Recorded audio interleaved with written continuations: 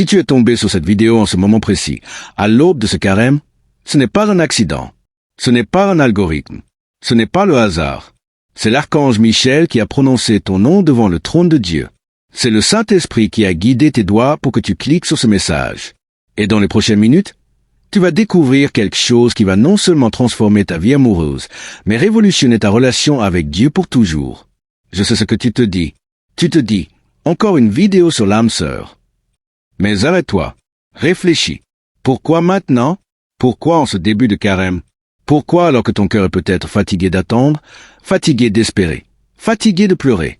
Écoute-moi bien, car je vais te parler avec toute la gravité que ce moment mérite.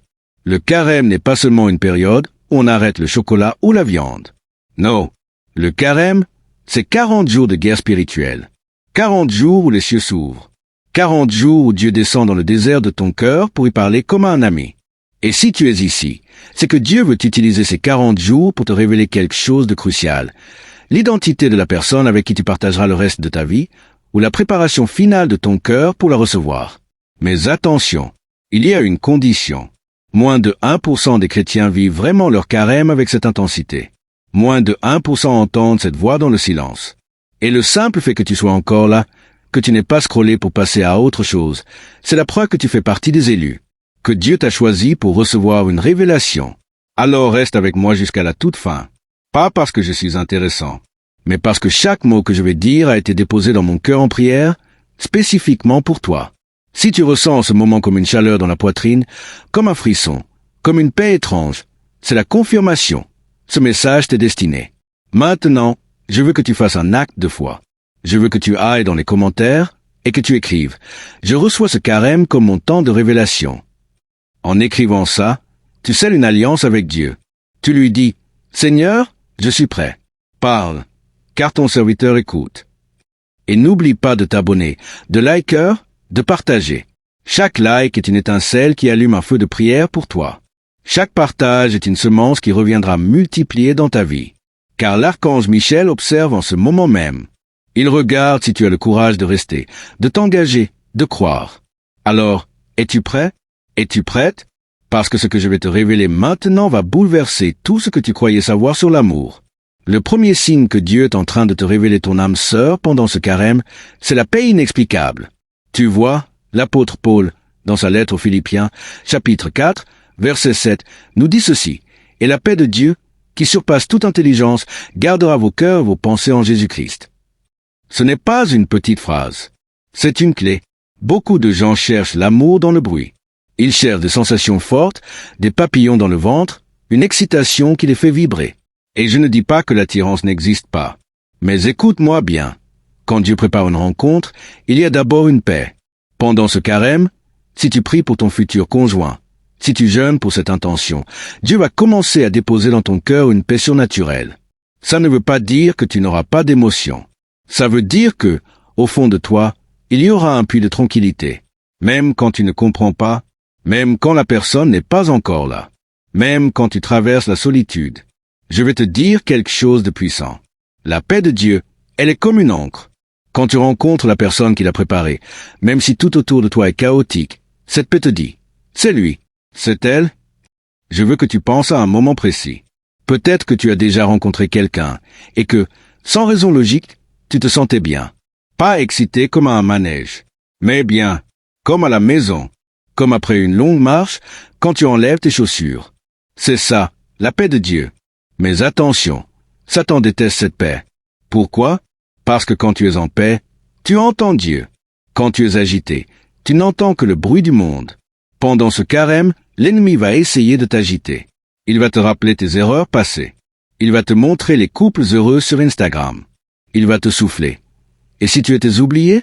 Et si Dieu ne s'occupait pas de toi? Mais la paix de Dieu, elle surpasse tout ça. Elle surpasse ton intelligence. Elle surpasse tes peurs. Elle surpasse tes blessures. Alors, pendant ce carême, je t'encourage à faire un exercice. Chaque soir, avant de dormir, prends 5 minutes. Respire. Demande au Saint-Esprit. Seigneur, où est ta paix dans ma vie? Par rapport à cette personne à laquelle je pense, par rapport à ma solitude, par rapport à mon avenir, quelle est ta paix? Et si tu sens cette paix, accroche-toi à elle. C'est le premier signe. C'est la fondation. Et je vais te révéler un secret. Cette paix que tu ressens, elle n'est pas seulement pour toi. Dieu est en train de travailler dans le cœur de l'autre personne en même temps. Au moment où tu écoutes ces paroles, peut-être que cette personne est en train de prier. Peut-être qu'elle ressent aussi un vide que personne ne peut combler, et qu'elle cherche Dieu sans savoir que c'est pour toi qui la prépare. Alors, si tu sens cette paix, écris dans les commentaires, paix, déclare-le, parce que nommer une bénédiction, c'est l'activer. Maintenant, prépare-toi pour ce qui vient, parce que ce que je vais te dire maintenant, ça va te parler directement à travers tes nuits. Le deuxième signe que Dieu utilise pendant ce carême, ce sont les rêves et les visions. Regarde ce que dit le prophète Joël, chapitre 2, verset 28. C'est une promesse immense. Après cela, je répandrai mon esprit sur toute chair. Vos fils et vos filles prophétiseront. Vos vieillards auront des songes et vos jeunes gens des visions. Dieu n'a pas changé. Il parle encore. Et pendant le carême, quand tu jeûnes, quand tu prives ta chair de nourriture ou de confort, ton esprit devient plus sensible. Le voile entre le monde visible et le monde invisible s'amincit. Et Dieu en profite pour te parler. Beaucoup d'entre vous ont fait des rêves étranges récemment. Des rêves où vous voyez une personne sans forcément voir son visage. Des rêves où vous êtes dans une église, dans un lieu de prière, avec quelqu'un à côté de vous. Des rêves où vous ressentez une émotion forte, une joie, une paix, et vous vous réveillez en vous demandant « Mais qu'est-ce que ça veut dire ?» Écoute-moi, ne néglige pas tes rêves. Dans la Bible, Dieu a parlé à Joseph en rêve. Il a parlé à Salomon en rêve. Il a parlé aux mages en rêve. Pourquoi est-ce que Dieu ne te parlerait pas à toi aussi? Mais il y a une règle. Tous les rêves ne viennent pas de Dieu. Certains viennent de ton estomac, de ce que tu as mangé avant de dormir. Certains viennent de tes angoisses, de ce que tu as regardé sur ton téléphone. Et certains, malheureusement, viennent de l'ennemi, pour te troubler, pour te faire croire des choses qui ne sont pas vraies. Alors, comment discerner? Voici la clé. Un rêve qui vient de Dieu laisse une paix. Même si le rêve est étrange, même si tu ne comprends pas tout, au réveil, il y a une douceur, une impression que Dieu t'a visité. Parfois, tu ne te souviens pas des détails, mais tu te souviens de la présence. Pendant ce carême, je te conseille de mettre un carnet et un stylo à côté de ton lit. Avant de dormir, prie. Seigneur, si tu veux me parler cette nuit, donne-moi la grâce de me réveiller avec le souvenir. Et donne-moi la sagesse de comprendre. Et quand tu te réveilles, écris tout. Même les petits détails. Un lieu, une couleur, un vêtement, une parole. Parfois, c'est dans les détails que Dieu cache ses trésors. Je vais te donner un témoignage. J'ai connu une sœur qui priait pour son mari depuis des années. Pendant un carême, elle a fait un rêve. Elle voyait un homme, de dos, qui tenait une Bible ouverte au livre des psaumes. Elle ne voyait pas son visage, mais elle voyait le chiffre 27 sur la page. Quelques mois plus tard, elle a rencontré un homme dans sa paroisse. Il animait un groupe de prière. Et devine quel était son psaume préféré? Le psaume 27. Le Seigneur est ma lumière et mon salut. Dieu prépare les détails. Rien n'est laissé au hasard. Alors, si tu as fait des rêves récemment, si tu as eu des flashs dans la journée, des images qui reviennent, ne les ignore pas. Écris « Je crois au rêve de Dieu » dans les commentaires.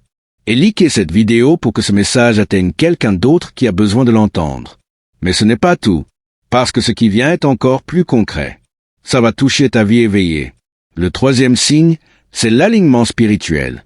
Le prophète Amos pose une question essentielle au chapitre 3, verset 3. Deux personnes peuvent-elles marcher ensemble sans en être convenues? La réponse est évidente. Non. Pour marcher ensemble, il faut être d'accord sur la direction. Et dans le mariage chrétien, la direction, c'est Dieu. Pendant ce carême, Dieu va vérifier quelque chose dans ta vie. Il va regarder si tu es aligné. Aligné avec lui d'abord. Parce que si tu n'es pas aligné avec Dieu, comment veux-tu être aligné avec ton conjoint? Beaucoup de gens font l'erreur de chercher quelqu'un qui leur plaît physiquement. Quelqu'un qui les fait rire. Quelqu'un qui a une bonne situation. Tout ce n'est pas mauvais en soi. Mais ce n'est pas la fondation. La fondation, c'est l'alignement spirituel. Quand tu rencontres ton âme sœur, tu vas remarquer quelque chose d'extraordinaire. Cette personne, elle prie comme toi. Elle a faim de Dieu comme toi. Quand vous parlez des choses de la foi, le temps s'arrête. Quand vous êtes en adoration, même séparément, vous sentez que vous êtes connecté à la même source. C'est ça, l'alignement. Ce n'est pas être parfait. C'est être sur la même longueur d'onde spirituelle. Et pendant ce carême, Dieu va travailler cet alignement. Peut-être que tu es attiré par quelqu'un qui ne partage pas ta foi. Je te le dis en toute tendresse, mais en toute vérité. Si cette personne ne marche pas avec Dieu, elle ne pourra pas marcher avec toi sur le long terme. L'attirance passera. Les sentiments passeront. Mais si vous n'êtes pas aligné spirituellement, vous serez comme deux bœufs attelés à une charrue, tirant dans des directions opposées. La charrue cassera. Et je vais te révéler un secret que l'ennemi ne veut pas que tu saches. Quand deux personnes sont alignées spirituellement, leur union devient une menace pour le royaume des ténèbres. Pourquoi? Parce qu'un couple qui prie ensemble est invincible. Un couple qui lit la Bible ensemble est une forteresse. Un couple qui sert Dieu ensemble est une armée. C'est pour ça que Satan va tout faire pour vous désaligner.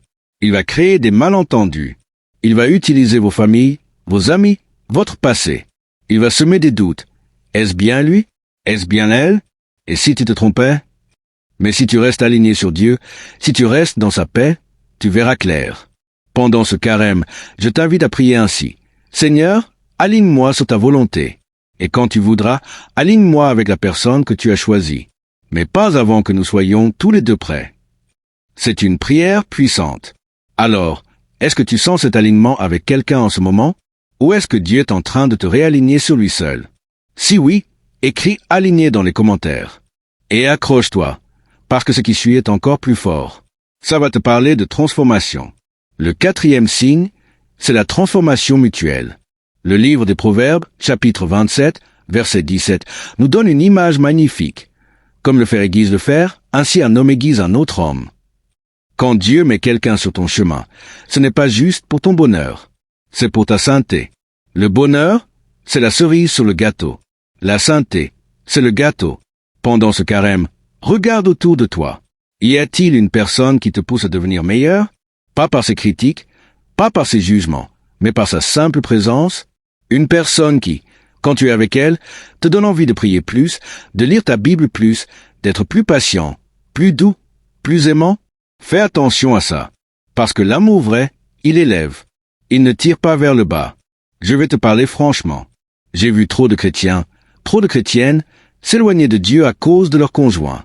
Parce qu'ils ont choisi quelqu'un qui ne les aiguisait pas, mais qui les émoussait, qui les rendait tièdes, qui les éloignait de l'Église. Ce n'est pas ça, l'âme sœur. L'âme sœur, c'est celle qui te rapproche de Dieu. Même dans les moments difficiles, même dans les disputes, la direction générale, c'est vers le haut. Et ce qui est extraordinaire, c'est que cette transformation est réciproque. Toi aussi, tu changes l'autre. Toi aussi, tu es un instrument dans ses mains pour le rendre plus saint. Alors, pendant ce carême, je te pose une question. Es-tu en train de devenir une meilleure personne? Pas pour mériter l'amour, mais parce que l'amour de Dieu te transforme? Toutes les déceptions que tu as vécues, toutes ces relations qui n'ont pas marché, je veux que tu changes de regard dessus. Ce n'était pas du temps perdu.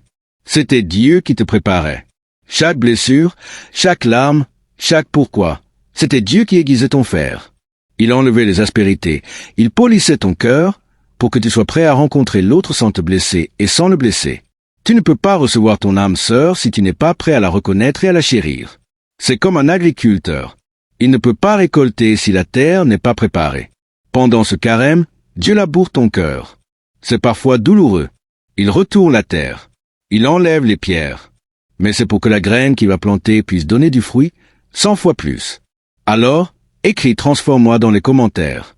C'est une prière dangereuse parce que Dieu va t'exaucer. Mais c'est la plus belle des prières.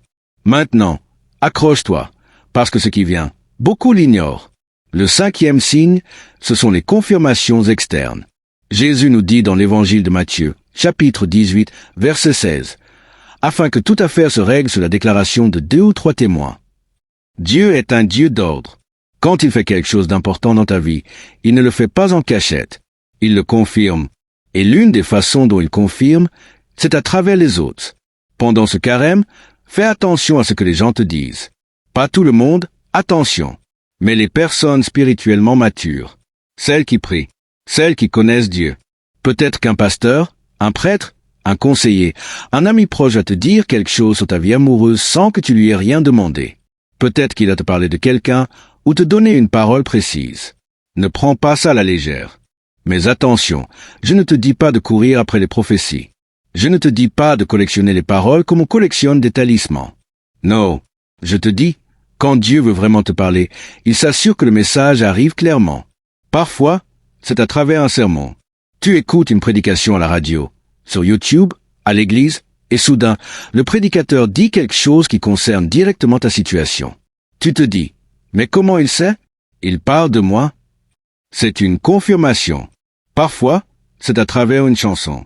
Tu es dans ta voiture, tu penses à cette personne, et à la radio, une chanson d'adoration passe, avec des paroles qui te parlent de confiance, d'attente, de fidélité. Ce n'est pas un hasard. Parfois, c'est à travers un verset. Tu ouvres ta Bible au hasard, ou tu suis un plan de lecture, et le verset du jour, c'est comme une lettre écrite pour toi. Tous ces signes convergent pour te dire la même chose. Ne doute pas, je suis là, je prépare, je travaille. Alors, pendant ce carême, ouvre grand tes oreilles et tes yeux. Dieu parle. La question, c'est, est-ce que tu écoutes vraiment? Mais il y a un 6e signe, et celui-là est peut-être le plus dur à accepter. Il concerne l'attente. Le 6e signe, c'est la préparation divine à travers l'attente. Je sais, personne n'aime attendre. Dans notre monde, tout va vite. Les repas sont rapides, les livraisons sont rapides, les relations sont rapides. Mais Dieu, lui, n'est pas pressé. L'Ecclésiaste, chapitre 3, verset 1, nous rappelle, il y a un temps pour tout, un temps pour toutes choses sous les cieux. Pendant ce carême, peut-être que Dieu te montre quelque chose. Peut-être que tu sais dans ton cœur qui est cette personne. Mais les circonstances ne sont pas réunies. Tu es dans l'attente. Écoute-moi bien. Cette attente n'est pas une punition. C'est une période de préparation intensive. Imagine un chirurgien. Avant une opération délicate, il se prépare. Il étudie. Il prie. Il vérifie ses instruments. Il ne se précipite pas dans la salle d'opération. Il prend le temps. Toi, tu es le chirurgien de ton futur mariage. Et ton conjoint est ton patient le plus précieux. Dieu ne veut pas que tu te précipites et que tu fasses une erreur qui pourrait blesser pour toujours. Pendant cette attente, Dieu travaille dans ton caractère. Il guérit tes blessures émotionnelles. Tu sais, ces vieilles blessures que tu traînes depuis l'enfance, depuis des relations passées. Il les guérit. Il fortifie ta foi. Il te rend plus mature. Et en même temps, il fait le même travail dans la vie de cette personne. Parce que le timing de Dieu est parfait. Je vais te dire quelque chose qui va te libérer. Beaucoup de relations échouent, non pas parce que les personnes ne s'aiment pas, mais parce qu'elles n'étaient pas prêtes au moment où elles se sont rencontrées. L'amour était là, mais la maturité n'y était pas. La volonté était là, mais la guérison n'était pas faite. Alors, si tu es dans l'attente en ce moment, si tu sais dans ton cœur qui est cette personne, mais que rien ne bouge, ne te décourage pas. Ne force pas les choses. Ne manipule pas les circonstances. Ne prends pas les devants comme Sarah avec Agar. Ça a mal fini. Utilise ce temps. Deviens la personne que ton futur conjoint a besoin que tu sois. Si tu dois être plus patient, travaille ta patience. Si tu dois être plus aimant, travaille ton amour. Si tu dois être plus saint, travaille ta sainteté. Et fais confiance au timing de Dieu. Parce que quand son temps sera accompli, rien ne pourra empêcher cette union de se manifester. Ni les hommes, ni les démons, ni les circonstances. Alors, si tu es dans l'attente, écris « Je fais confiance à ton timing » dans les commentaires. C'est une déclaration de guerre contre l'impatience. Et maintenant, prépare-toi, parce que ce qui vient est le plus puissant de tous. Celui qui va tout sceller. Le 7e et dernier signe, le couronnement de tout ce que nous avons dit, c'est le témoignage intérieur du Saint-Esprit. L'apôtre Paul, dans sa lettre aux Romains, chapitre 8, verset 16, écrit quelque chose de bouleversant. L'Esprit lui-même rend témoignage à notre esprit que nous sommes enfants de Dieu. Cet esprit, qui témoigne que tu es enfant de Dieu, est le même esprit qui peut te témoigner au sujet d'une personne. Celle-ci, celui-là, c'est pour toi. Quand il s'agit de ton âme sœur, le Saint-Esprit te donne un témoignage intérieur que tu ne peux pas expliquer avec la logique humaine. C'est une conviction profonde, une certitude spirituelle. Ça dépasse tes émotions. Ça dépasse tes pensées. Ça dépasse même les circonstances. Tu peux être dans le doute, entouré de gens qui te disent le contraire, et au fond de toi, il y a cette petite voix, cette paix inébranlable qui te dit « C'est lui, c'est elle ». Et ce témoignage du Saint-Esprit ne fluctue pas. Il ne dépend pas de ton humeur. Il ne dépend pas de ce que l'autre a dit ou fait aujourd'hui. Il reste constant, ferme, inébranlable. C'est pour ça que tu dois apprendre à faire la différence entre ta voix, la voix de l'ennemi, et la voix de l'esprit. Ta voix, elle est souvent impatiente. Elle dit « Vite, vite, J'en ai marre d'attendre. La voix de l'ennemi, elle est accusatrice. Elle dit, tu n'es pas assez bien pour lui. Elle ne t'aimera jamais. Regarde toutes tes erreurs. Mais la voix du Saint-Esprit, elle est paisible. Elle est ferme. Elle est douce. Elle dit, je t'aime. Je prépare. Fais-moi confiance. Avance. Quand tu as ce témoignage intérieur concernant quelqu'un, tu peux avancer avec confiance, même dans l'incertitude. Tu peux persévérer, même dans les difficultés. Tu peux croire, même quand tout semble impossible. Parce que tu sais que si Dieu a parlé, il accomplira ce qu'il a dit. Il n'est pas un homme pour mentir. Il est fidèle. Pendant ce carême, demande ce témoignage. Demande au Saint-Esprit de parler à ton esprit. Pas pour satisfaire ta curiosité. Pas pour apaiser ton anxiété. Mais pour que tu saches, au plus profond de toi, que Dieu t'aime et qu'il a un plan. Maintenant que tu as reçu ces 7 signes pour ce carême, je ne veux pas que tu repartes comme avant. Je veux que tu fasses quelque chose. Quelque chose de concret. Quelque chose d'important. Premièrement, écris dans les commentaires, si ce message t'a touché. Si tu crois que Dieu te parle, écris Amen. Pas un Amen timide. Un Amen fort.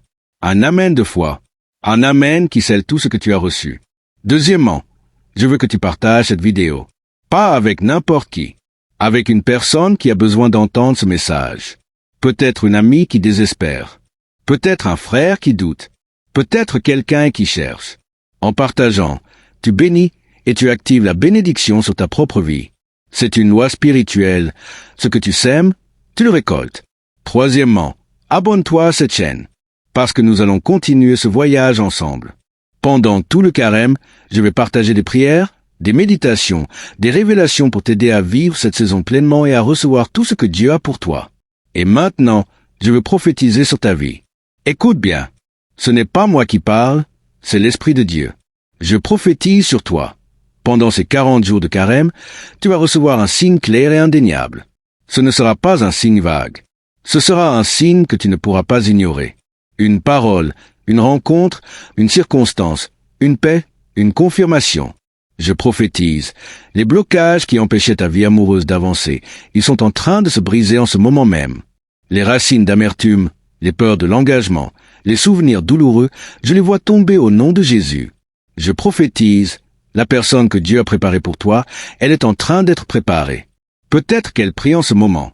Peut-être qu'elle traverse une dernière épreuve de préparation. Mais Dieu finit son œuvre. Je prophétise, à la fin de ce carême, à Pâques, tu ne seras plus la même personne. Tu seras plus forte, plus fort, plus prête, plus prêt, plus aligné, plus aligné. Et la joie du Seigneur sera ta force. Alors, lève la main là où tu es. Si tu es dans ton salon, dans ta chambre, dans ta voiture, lève la main vers Dieu. Et reçois. Reçois la paix. Reçois la révélation. Reçois la préparation. Reçois l'alignement. Reçois le témoignage du Saint-Esprit. Et maintenant, que la grâce de Dieu, l'amour infini de Jésus-Christ, notre Seigneur ressuscité, et la communion intime et puissante du Saint-Esprit soient avec toi, te garde, te guide et te comble maintenant et pour tous les siècles des siècles. Amen.